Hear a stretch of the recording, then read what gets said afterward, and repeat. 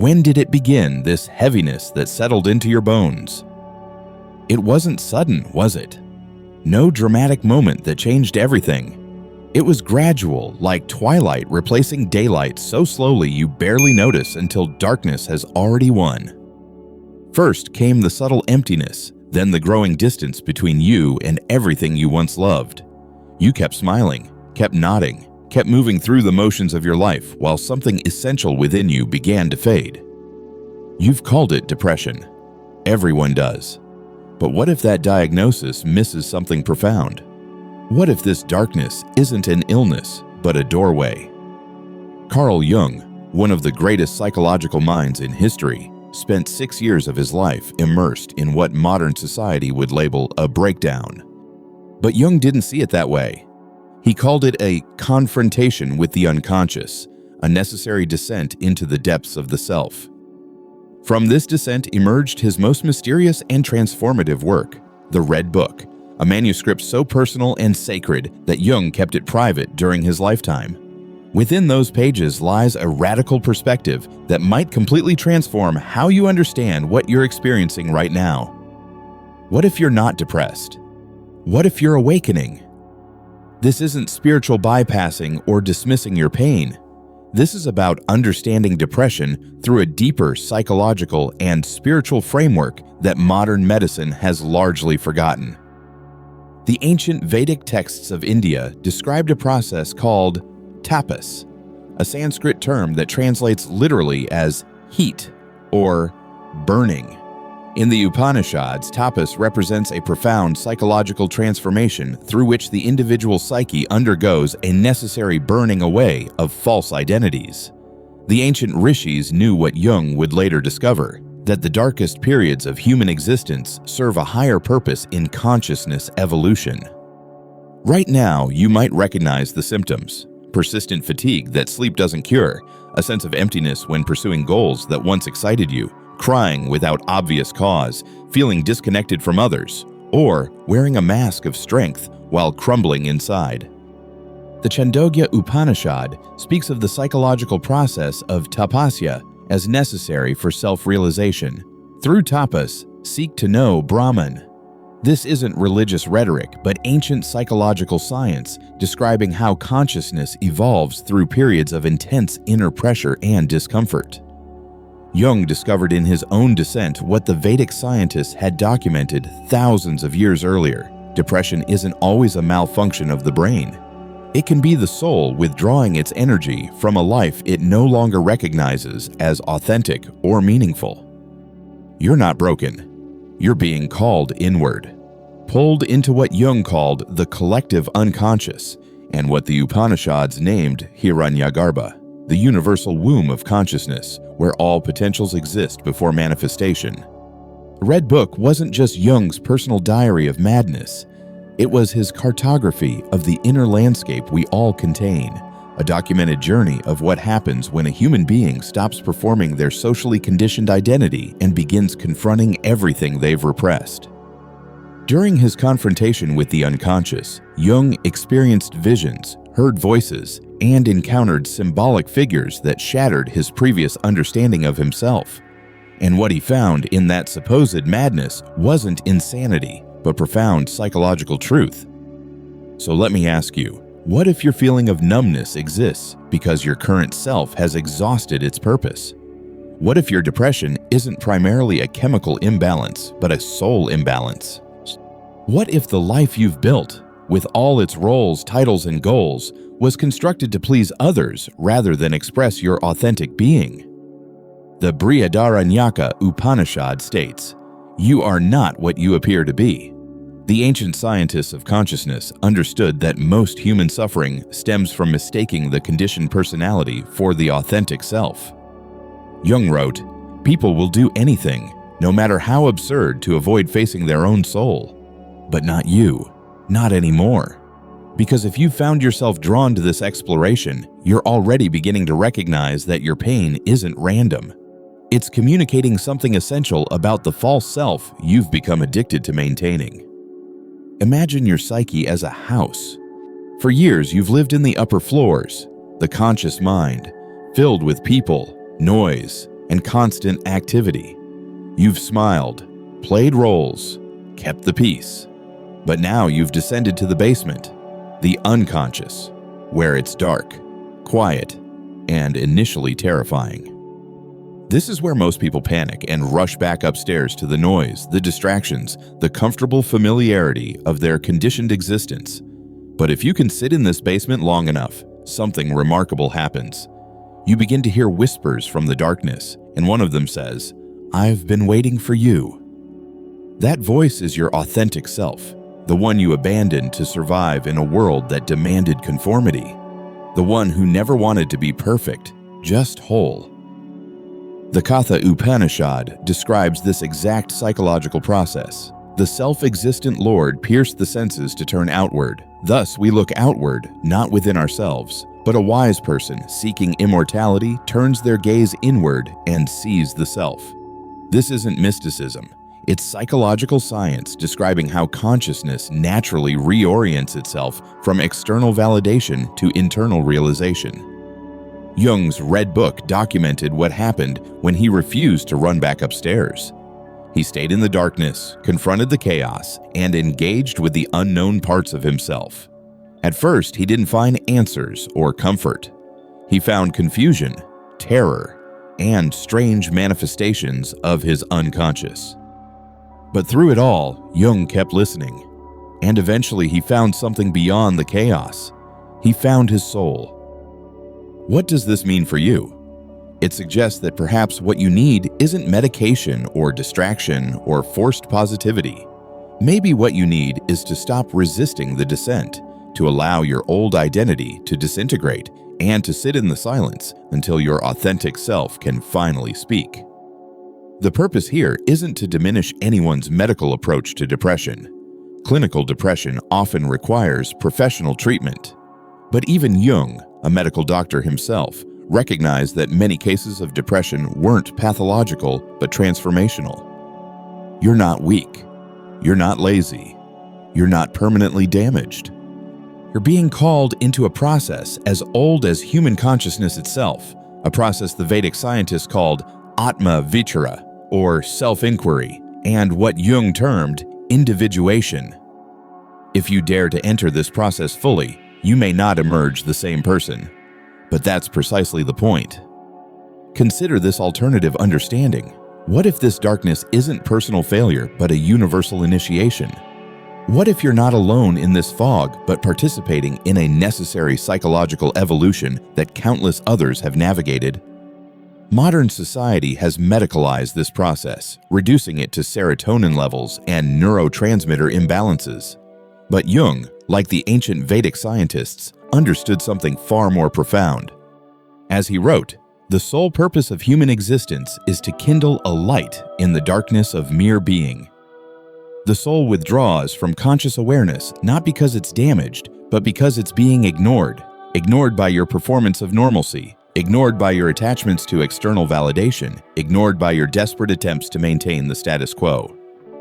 When Jung experienced this withdrawal, he didn't try to fix it or escape it. He followed it into the depths of his psyche, into what the Mundaka Upanishad calls the cave of the heart where the truth dwells.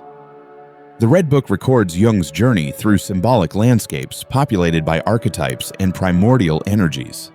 He called this terrain the collective unconscious, a psychological ecosystem older than your personal thoughts, cultural conditioning, or individual identity. And within this terrain, he discovered not just chaos, but profound guidance. In the Red Book, Jung encounters Philemon, a wise inner figure who guides him through his psychological disintegration. Philemon isn't real in the conventional sense, but he represents something true, the inner wisdom that emerges only when the ego's constant chatter goes silent. He also meets the Red One, a shadowy figure embodying suppressed desires and destructive impulses. Jung doesn't fight or repress these entities. He listens to them, recognizing that they aren't hallucinations, but aspects of his own psyche that had been rejected, forgotten, or buried. This brings us to a crucial insight. What we call depression might not be the absence of happiness, but the invasion of truth, truth about the inauthentic relationships you've maintained, the meaningless goals you've pursued, and the false versions of yourself you've worn like armor just to feel safe in a world that demands conformity. The soul begins to revolt against this inauthenticity. But this revolt doesn't manifest as rebellion or rage. It appears as numbness, exhaustion, and detachment, your psyche's way of shutting down surface-level functioning because it needs you to go deeper. The Bhagavad Gita describes this psychological state as Vishada Yoga, the yoga of dejection or despair, and presents it not as failure, but as the necessary first stage of spiritual awakening. When Arjuna falls into despair on the battlefield, it's not portrayed as weakness, but as the beginning of wisdom. Jung's approach in the Red Book aligns perfectly with this ancient understanding. He stopped treating the unconscious as a disease to be cured and started recognizing it as a language to be learned, a language of dreams, symbols, emotions that arise without logical cause, and moods that seem to come from nowhere. What modern psychology labels as depression, Jung called initiation, a psychic death that, like all deaths, is messy and painful. During this process, you lose motivation, clarity, and perhaps even relationships. Your identity itself begins to dissolve. But beneath this disintegration, something else is struggling to emerge. A self that is genuine, a self that doesn't perform for approval, a self that no longer apologizes for its existence. We must address something difficult here. This awakening doesn't look pretty. In fact, from the outside, it looks alarmingly like falling apart. You might isolate yourself from others. You might weep without apparent cause. You might experience waves of anger, shame, or guilt. You might lose interest in everything that once motivated you. Jung acknowledged this reality when he wrote, "There is no coming to consciousness without pain." The Kena Upanishad echoes this understanding. The self is not known through discourse, reasoning, or hearing. It is known only to those whom it reveals itself.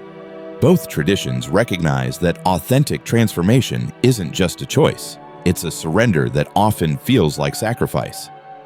You sacrifice being liked for being whole. You sacrifice being understood for being authentic. You sacrifice comfort for aliveness.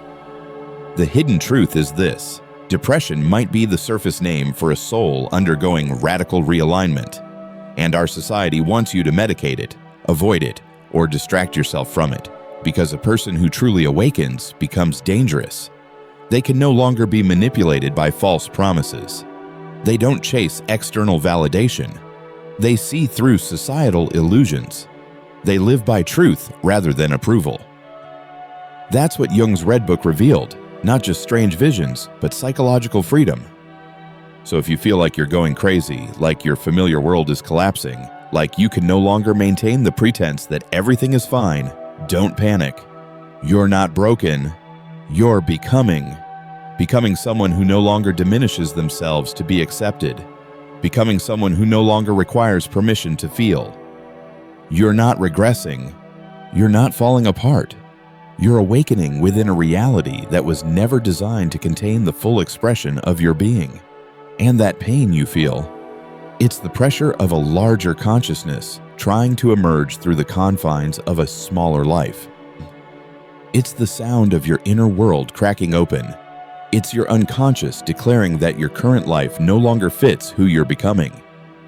That's not depression, that's awakening. Most discussions about psychological transformation focus on the beginning stages, the darkness, the confusion, the disintegration. Or they skip ahead to the end results, the healing, the integration, the newfound purpose. But they rarely address the middle space, the liminal state where you're no longer who you were, but not yet who you're becoming. When you finally stop pretending, when your soul pulls you inward, when the noise of the world fades away, you're left with silence. And that silence can be deafening. You might have imagined that awakening would feel like light and clarity, but initially, it feels like loss. You stop desiring the things you once craved. You stop connecting with people who once seemed essential. Familiar environments feel strangely alien. Previous passions feel hollow. Your ambitions crumble in your hands. You don't recognize yourself anymore, and that's terrifying. But as Jung discovered, and as the Upanishads teach, this disorientation is necessary. Jung wrote, "Enlightenment doesn't come from imagining figures of light, but by making the darkness conscious." Similarly, the Mundaka Upanishad states, "The knot of the heart is untied, all doubts are solved, and all karma is dissolved when that which is both high and low is seen." This darkness isn't external to you. It is you. It's the aspects of yourself you've repressed to be accepted, approved of, and safe in a world that rewards conformity over authenticity. Let's examine what typically happens when your soul begins this awakening process. First, your relationships start to change. Not dramatically or all at once, but gradually, like bridges weakening under weight they were never designed to bear. Conversations that once seemed meaningful now feel hollow. You notice patterns you previously ignored, how you were always the listener, always the fixer, always the one compromising. And one day, you simply stop. Stop initiating contact. Stop laughing to ease tension. Stop maintaining connections that drain rather than nourish you.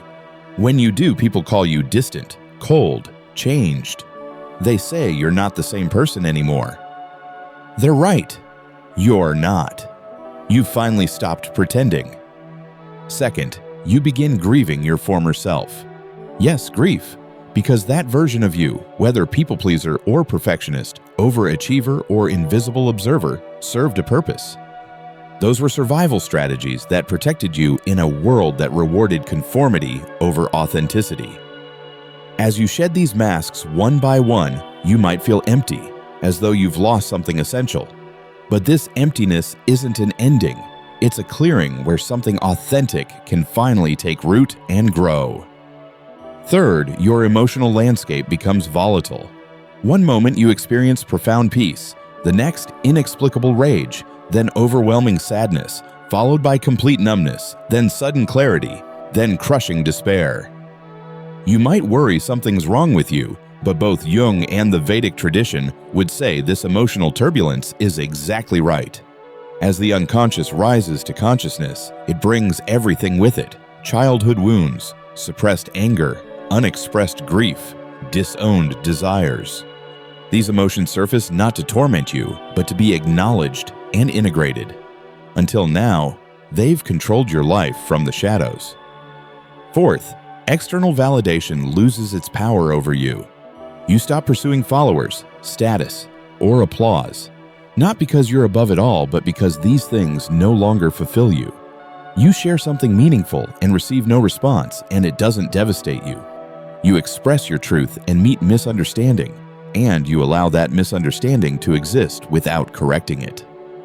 You realize approval was the drug keeping your authentic self suppressed, and now that you've detoxed, you've developed a taste for something else: solitude, silence, self-respect. Fifth, your presence becomes a catalyst for others. This is perhaps the most unexpected consequence of awakening. You begin to trigger reactions in people around you without even trying. Not because you're saying or doing anything wrong, but because your authenticity acts as a mirror reflecting everything they're avoiding in themselves. You speak calmly, and they feel judged. You set a boundary, and they feel rejected. You express your truth, and they feel exposed. Your clarity becomes a mirror, and not everyone likes what they see reflected in it. But it's not your responsibility to distort the reflection to make others comfortable. Jung's own awakening during the creation of the Red Book brought him to this exact place: isolation, vision, conflict, freedom. He lost professional standing. He was called insane. Colleagues distanced themselves from him. But he couldn't return to his previous state because once you've glimpsed your soul, you cannot unsee it. And you cannot continue pretending that you're content living without it. Let's be clear, this awakening phase isn't brief. It can last weeks, months, or years. There is no preset timeline, but it always leads toward greater authenticity. Truth doesn't prioritize your comfort. It arrives with intensity, but it leaves you with clarity. As this process unfolds, you'll begin feeling lighter, more precise in your communication, more grounded in your being. not perpetually happy, but genuinely real.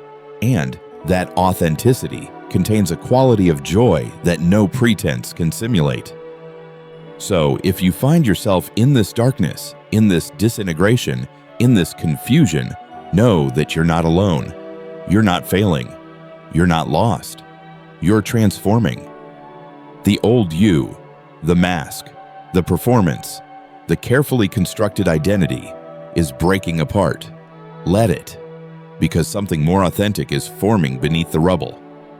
You've experienced the pain. You've endured the silence. You've lost the familiar guideposts of your former life. Now what?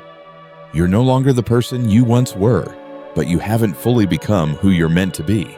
You exist in the in-between, and that liminal space is where the most profound transformation occurs.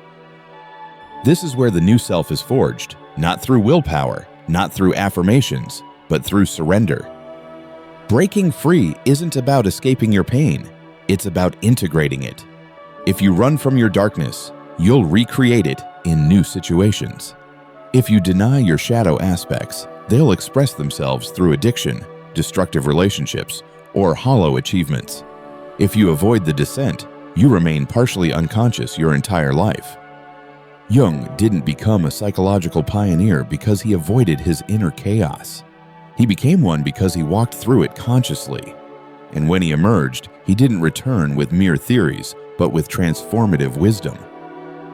Here is the path to breaking free, not as a temporary coping mechanism, but as a soul reclaiming its authentic expression. First, release the need to be understood. You've spent your life explaining yourself, to parents, to friends, to partners, to society. That ends now. You weren't born to be understood by everyone. You were born to be whole. Some will call you selfish, cold, or strange. That's okay. As Jung recognized, being misunderstood is often the price of authenticity. When you no longer seek validation, you become free, and your truth becomes its own protection. Second, accept that you are not who you thought you were. Your identity was constructed in response to trauma, in the pursuit of approval, in the shadow of fear. You believed you were strong because you suppressed your emotions, kind because you never said no, healed because you stayed busy. Now you recognize these traits for what they were, compensation mechanisms. Letting them go feels like death because it is a death, the death of a self that was designed for survival rather than authenticity. Don't vilify this former self. Thank it for protecting you, then release it and move forward. Third, develop a relationship with silence. In the Red Book, Jung didn't just think about his unconscious. He listened to it. He journaled, drew, walked in nature, and meditated. Treated his inner silence as sacred space rather than something to be feared or filled. This is your task now. Don't escape silence. Enter it willingly. Let it speak. Let it reveal what your busy mind has been avoiding. Silence isn't empty. It's full of truths you couldn't hear because your world was too loud with distractions. Fourth, establish new principles for living. When the old world collapses, don't rebuild the same flawed structure. Create something different. Write a new inner code that might include principles like these. I no longer exchange authenticity for acceptance. I no longer pursue what leaves me feeling empty. I protect my peace as something sacred. I walk away from what diminishes me without guilt. I express what's real, not what's expected. I no longer explain my inherent worth.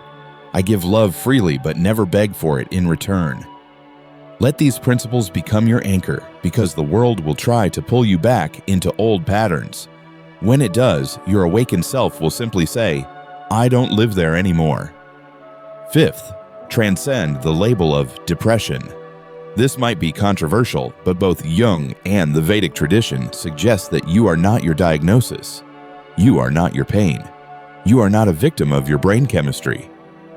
This doesn't mean your suffering isn't real. It absolutely is. But there may be something deeper occurring beneath the surface symptoms. The Red Book doesn't offer a cure for psychological distress. It offers context. Depression, in Jung's understanding, isn't necessarily an endpoint, but a phase in the cycle of psychological death and rebirth. The Bhagavad Gita echoes this perspective. For the soul, there is neither birth nor death at any time. It has not come into being, does not come into being, and will not come into being. It is unborn, eternal, ever-existing, and primeval. The authentic self remains whole even as the ego structures disintegrate and reform. Stop trying to return to who you were before this process began. That person was never fully you. Now, you begin doing things differently, not from fear, but from clarity. You decline invitations without elaborate excuses. You leave environments that drain your energy. You rest before reaching complete exhaustion. You stop speaking when you're no longer being heard. You cease performing for love or approval. You no longer need external validation to feel real. You've remembered that you were real before you were ever rewarded for being someone else. This awakening isn't about becoming a new person. It's about removing everything that was never authentically you. That's what Jung did during his confrontation with the unconscious. And when he returned from that inner journey, he didn't just write psychological theories. He transformed the field of psychology itself. He changed how we understand the human mind. Because he dared to face what most people run from, his complete self, including the shadow. You possess that same potential, but it won't manifest through struggle. It emerges through surrender, through sitting in your own fire long enough to realize that you were never broken. You were just buried beneath layers of conditioning. Now you rise, not perfectly, but truthfully. You move through the world not with the need to impress, but simply to exist authentically. You'll lose people along the way. Let them go. You'll question your path. Keep walking. You'll feel alone. But in that solitude, you'll find the only person who truly matters, the self who didn't abandon you even when the darkness was most overwhelming. The self who stayed present through the storm, who sat with the shadows, who kept breathing when breathing was the only thing left to do. And now that you've glimpsed the truth, you'll never again trade it for mere comfort or belonging. The Vedic seers describe this state as Sat Chit Ananda, being consciousness, bliss. Not a fleeting emotional high, but a fundamental recognition of what you've always been beneath the masks and conditioning. The Chandogya Upanishad states, that which is the finest essence, this whole world has that as its soul. That is reality. That is the self. That you are. Jung reached a similar conclusion through his descent into the unconscious. Authentic existence isn't something you achieve. It's what remains when you stop pretending to be what you're not. This process of psychological death and rebirth doesn't follow a linear progression. There will be days when you slip back into old patterns, when you doubt everything you've discovered, when the temptation to return to comfortable inauthenticity feels overwhelming. This isn't failure. It's part of the spiral nature of transformation. The Katha Upanishad acknowledges this reality. The path of awakening is like the sharp edge of a razor, difficult to cross and hard to tread. Jung similarly warned that individuation, becoming who you truly are, is not for the faint of heart. It requires courage to face your shadows and compassion to integrate them. But the alternative, remaining unconscious, continuing to perform rather than exist, abandoning your authentic self to please others, exacts a far greater cost, paid in the currency of vitality, purpose, and meaning. As you continue this journey, you'll discover that what you initially perceived as depression was actually the beginning of liberation. The exhaustion was your system shutting down what was inauthentic. The numbness was a necessary buffer between you and a life that no longer aligned with your soul. The isolation was creating space for something new to emerge. Jung wrote in a letter, "The foundation of all mental illness is the unwillingness to experience legitimate suffering." Similarly, the Bhagavad Gita teaches that avoiding necessary psychological pain only creates greater suffering. The wise grieve neither for the living nor for the dead. There never was a time when you did not exist, nor will there be a time when you cease to exist. This perspective doesn't dismiss your pain. It honors it by recognizing its transformative purpose.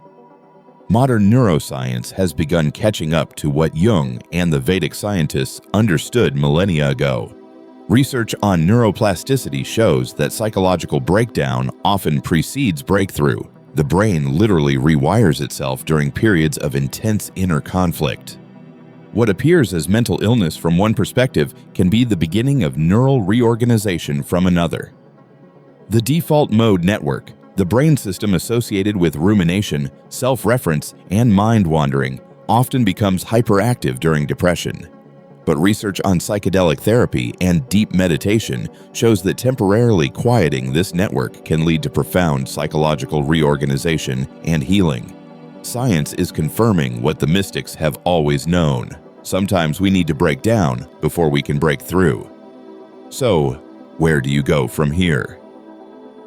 First, recognize that this journey isn't about reaching a destination where you'll never again experience darkness. Both Jung and the Upanishads describe awakening not as perpetual bliss, but as the capacity to remain conscious through all emotional states without being consumed by them. Second, find practices that support your continued evolution. Jung engaged in active imagination, dialoguing with his unconscious through writing and art. The Vedic tradition offers meditation, self-inquiry, and yogic disciplines. Find what resonates with you: journaling, creative expression, time in nature, contemplative practice, or body-centered awareness. Third, seek wisdom rather than mere information. We live in an age of endless data, but precious little depth. Return to original sources that have guided humans through transformation for centuries, not just Jung and the Upanishads, but any tradition that speaks to the mystery of consciousness evolving through darkness into greater awareness. Fourth, find others who understand this journey. Not everyone will comprehend what you're experiencing, and that's okay. But seek out those who have walked through their own darkness and emerged more authentic. They won't try to fix you because they know you're not broken. You're awakening. Finally, remember that this process isn't just personal, it's collective. Jung believed that individual transformation contributes to the evolution of humanity's collective consciousness. The Upanishads teach that recognizing the self in all beings is the ultimate realization. As you awaken to your authentic nature, you help others do the same, not through preaching, but through presence. The world doesn't need more people pretending to be what they're not. It needs individuals with the courage to break free from conditioned existence and embody their truth. As Jung wrote, the world today hangs by a thin thread, and that thread is the human psyche. Perhaps what we call depression in our modern world isn't always a disease. Perhaps it's sometimes the soul's urgent message that we've strayed too far from authenticity, that we're living someone else's life, chasing someone else's dreams, believing someone else's ideas about who and what we are. Perhaps it's the psyche's way of saying, enough. It's time to remember who you really are. The Brihadaranyaka Upanishad describes this remembering. From the unreal lead me to the real. From darkness lead me to light. From death lead me to immortality. This isn't religious sentiment, but precise psychological instruction for navigating the transformation you're experiencing right now. Jung's Red Book ultimately reveals that what we fear most, the disintegration of our familiar self, is precisely what opens the door to a more authentic existence. The darkness isn't your enemy. It's the necessary space where transformation occurs. So, if you're currently experiencing what the world calls depression, consider this alternative perspective. You're not dying. You're not failing. You're not lost. You're awakening. And that awakening, though painful, is the most important journey you'll ever undertake. Because on the other side of this darkness isn't the person you once were, trying desperately to feel better. On the other side is who you've always been, beneath the conditioning, the fear, the performance. Someone real, someone authentic, someone who no longer needs to pretend. As Jung wrote after his own descent, I am no longer what I was, but what I may become. The question now isn't whether you'll escape the darkness. The question is, will you trust it enough to discover what it's trying to show you? You are not depressed. You are remembering who you are. And that remembering, though it begins in darkness, leads to a light no external success could ever provide, the light of your own authentic being. This isn't the end. This is the beginning. You're not done. You're just getting started.